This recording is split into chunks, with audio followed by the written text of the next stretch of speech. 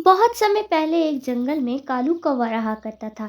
पूरी दुनिया में उसका अपना कोई भी न था, पर वो कभी भी इस बात से दुखी नहीं होता था। वो सिर्फ और सिर्फ अपने काम से ही मतलब रखता था और अपने लिए रोजगार का इंतजाम कर लिया करता था। फिर एक दिन उसकी मुलाकात टुनटुनी चिड़िया से हुई। इन दोनों के बीच बहुत गहरी दोस्ती हो गई। अरे कालू, तुम्हारा इस दुनिया में कोई नहीं है, फिर भी तुम इतने खुश कैसे रह पाते हो? मेरी कोई बड़ी ख्वाहिशें नहीं है टुनटुनी। दिन भर मैं अपनी रोजी रोटी की तलाश में निकलता हूँ। शाम होने पर सैर को निकल जाता हूँ और एक तरह से किसी का ना होना ही अच्छा है समझो। मैं जब चाहूँ जो चाहूँ कर सकता हूँ, जहाँ चाहे जा सकता हूँ। आगे बढ़ने से पहले आपको सिर्फ एक छोटा सा कांटा चुभ जाए तो दर्द होता है, लेकिन वो बाप ही है जो रोजाना अंगारों पर चलकर आपके लिए 2 वक्त की रोटी का इंतजाम करता है। तो उस प्यारे से पापा के लिए एक लाइक और एक सब्सक्राइब ज़रूर कर देना। साथ ही अपने प्यारे से पापा के लिए ये वाला इमोजी ज़रूर सेंड कर देना। हाँ, पर मुझे लगता है अगर किसी का साथ हो तो अपनी खुशियाँ दुगनी हो जाती हैं। मुझे ऐसा नहीं लगता। वैसे कालू, मुझे भी ऐसा नहीं लगता। कालू, क्यों ना हम दोनों शादी कर लें? दरअसल तुम भी मुझे अच्छी लगती हो टुनटुनी, पर मैंने कभी शादी के बारे में नहीं सोचा। अगर हमारी शादी होगी तो हम बहुत खुश रह पाएंगे, हमारी ज़िंदगी सुहानी हो जाएगी। ठीक है टुनटुनी, हम दोनों शादी कर लेते हैं। फिर इस तरह कालू कौवा और टुनटुनी शादी कर लेते हैं और सुखी जीवन जीने लगते हैं। फिर कुछ दिनों बाद इस जोड़े ने एक बच्चे को जन्म दिया, जिसका नाम उन्होंने बुलबुल रखा। बुलबुल के जन्म के बाद कालू कौवे की मुश्किलें और बढ़ गईं, क्योंकि अब तक वो दोनों अपने अपने भोजन के लिए खुद ही मेहनत करते थे।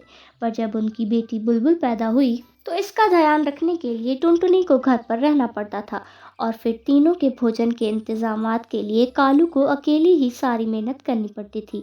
एक दिन कालू कौवा भोजन की खोज में निकला और बड़ी देर से घर वापस लौटा। अरे कालू, तुम्हें थोड़ी भी फिक्र है या नहीं?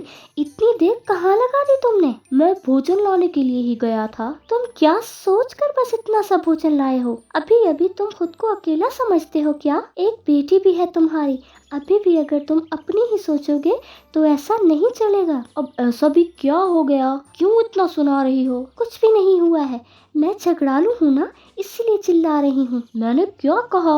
आप कहते कुछ भी नहीं हो, पर आजकल करते भी कुछ नहीं है। क्या नहीं किया मैंने टुनटुनी? हमारे लिए इतना भोजन काफी नहीं होगा। जाओ और लेकर आओ। और फिर कालू कौवा भोजन लेने के लिए घर से निकला। उसने जंगल में कई जगह ढूंढा, लेकिन उसे भोजन मिला ही नहीं। उसने दूसरे पंछी के भोजन को चुराया और घर ले गया। वो जितना भी करता टुनटुनी चिड़िया नाखुशी होती। हर बात पर उसकी चिड़चिड़ बढ़ती जा रही थी। जो कालू कौवा हमेशा से ही आज़ादी से जिया करता था, उसके लिए सब बोझ लगने लग गया था। कालू कौवे ने फिर सोचा कि उससे पहले की तरह फिर से आज़ाद जीवन जीना है। यही सोचकर उस रात कालू कौवा छुपकर घर छोड़ दिया।